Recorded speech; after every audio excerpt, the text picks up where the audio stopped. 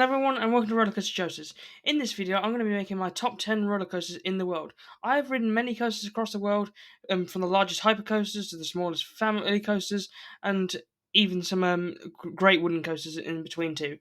And I can only rank 10 of them in my top 10, and these are all my favourites, so each of these are 10 out of 10 for me, and I would definitely go back to the parks to go and re-ride them again. A lot of them are very much airtime based, but there are some that are not as much airtime focused, but a lot of them do contain that.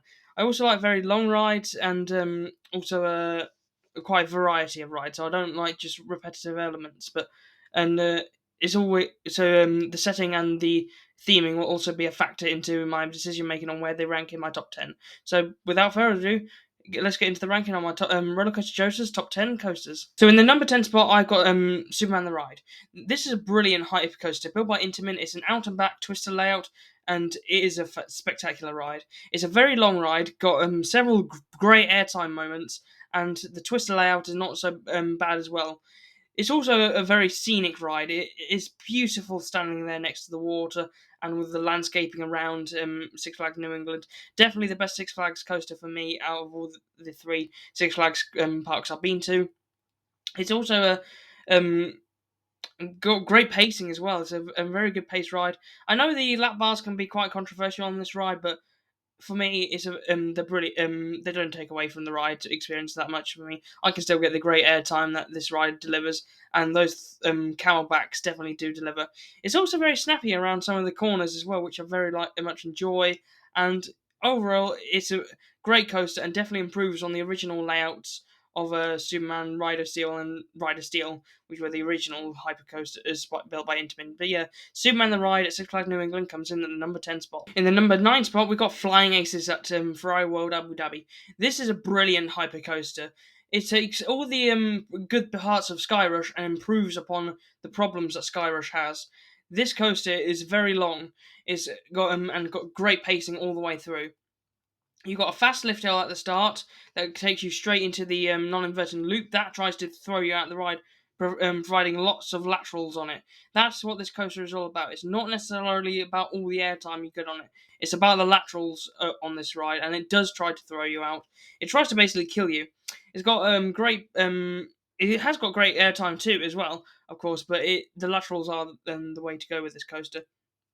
And it also includes an inversion on this ride. I know it's quite bizarre, but that provides some great hang time, and it's my favourite ride at in United Arab Emirates, as it provides a very long, fulfilling experience. It's also got a lot of great theming in the queue line. The queue line is brilliantly well done, and overall, it's in my top 10 coasters, as I think is a brilliant layout, and it fixes all the problems that Skyrush has, and while it's not as intense, it's still a brilliant coaster.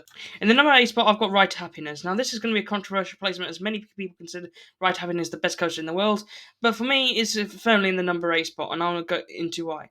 The layout is brilliant. It's got a brilliant layout. You start off with a JoJo roll before heading into your first launch. You then got your top hat, vertical loop, banana roll, zero G roll. Then you're into your second launcher before hitting the step up underflip, and then into a final run of airtime hills. It's a brilliant layout, but for me, while the spinning element is brilliant, it just lacks a little bit in power for me. I like a really powerful ride, but to be honest, I can't really fault this ride. This ride really has no faults other than maybe a few minor nitpicks. But yeah, I love Ride to Happiness. It's and fair play to people who have it in the number one. I should mention though I haven't been on it since 2021, so I'm definitely overdue for a rewrite on it. But yeah, Ride to Happiness is definitely a brilliant ride. It's got great theming, and also the car trains look awesome on it, and they look incredible. And I'll definitely like to get back on it at some point, as it's one of the rides I really want to do again.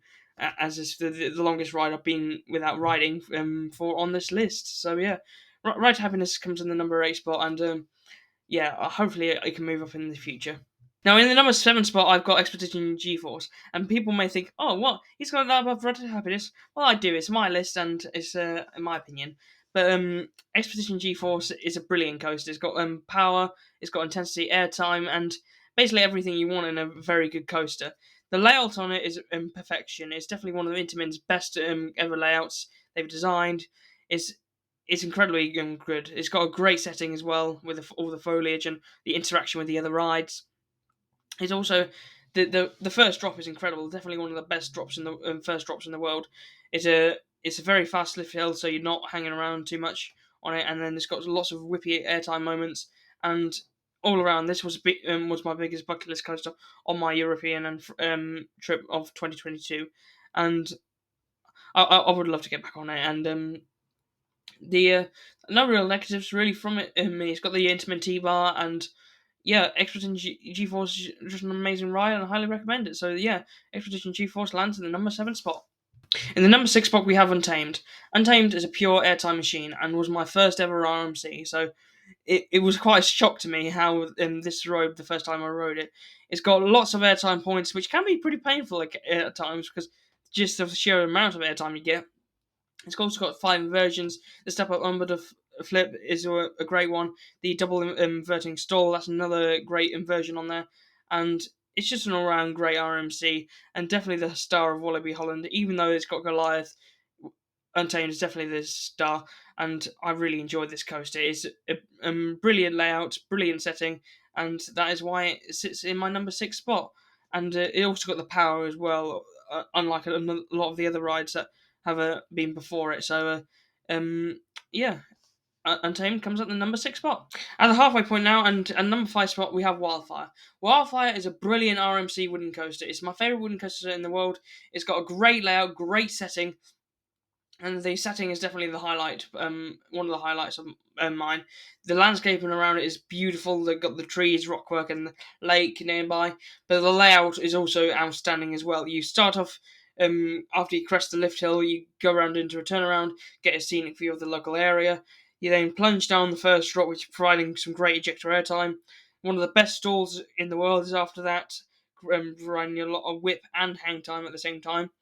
Then you then go into a turnaround, which you get whipped over, and that gives you some sustained ejector airtime before plunging down into a heartline roll. Then you stay 2 heartline rolls on this ride, and then you've got stay relatively low to the ground. Now it's all about the pace, speed, and pacing of this ride is brilliant. The lap bars are comfortable, and the most impressive thing with this ride, it was built in a zoo. It's not a major theme park, but a zoo, and that's just crazy to think about. That one of the world's greatest wooden coasters is located in this place, but it is what makes it. And Wildfire is such a brilliant ride, one of my favourites in Europe, and yeah, although it's not my favourite in Scandinavia, which will be coming up next. At the number 4 spot, I've got Tiger. Tiger is an amazing Intamin LSM launch coaster. It's got a wide variety of elements from airtime, inversions, and everything in between. The train design is awesome on it, with it being like a bird head, and then it's just an incredibly long ride, and it's got lots of power.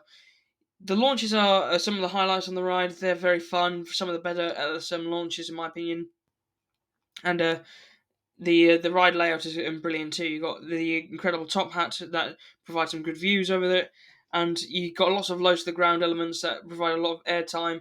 And the stall, while short, is very snappy, and the the pacing of this ride is brilliant.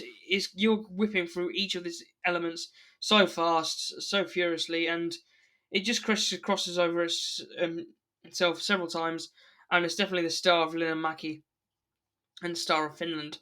And although there's no real standout elements, all the elements on it are fantastic and come together to create a complete masterpiece. The one constructive criticism I will have of it is that the theming could be a bit better, but that's the only reason it can't place any higher. And yeah, it's definitely one of Intamin's best, if not Intamin's best layout it's ever created. But there is one Intamin that edges it out a bit more, and that will be coming soon. At the number 3 spot, I have Jurassic World Velocicoaster, or Velocicoaster as it's known to many people.